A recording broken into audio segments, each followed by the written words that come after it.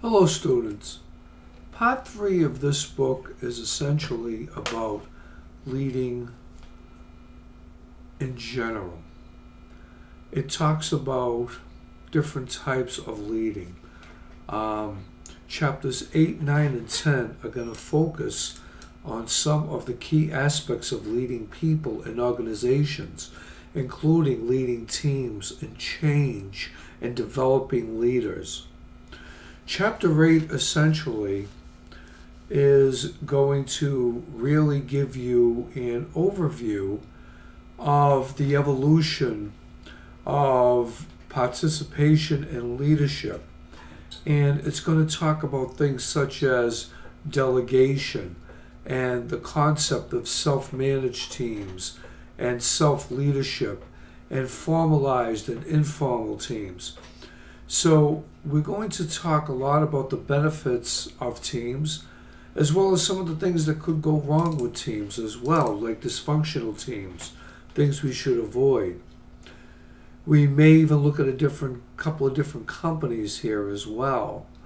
When we get into chapter 9, some of the objectives of chapter 9 are going to be extremely challenging. For example, when we talk about things such as leading change, we're going to be able to identify some of the forces for change and the role of culture in change, like how easily can a culture adapt to change. And we're going to talk about the different types of change, and we're going to talk about Kurt Lewin's change model and explain the change process and summarize some of the reasons for why people resist change. Obviously, a lot of people don't like to come out of their comfort zone, so they resist change.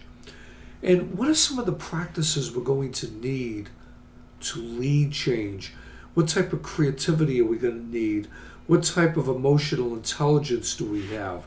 So these are the types of things that especially transformational leaders inspire others by leading change, because they have different visions and they have a lot of creativity and even a lot of emotional intelligence.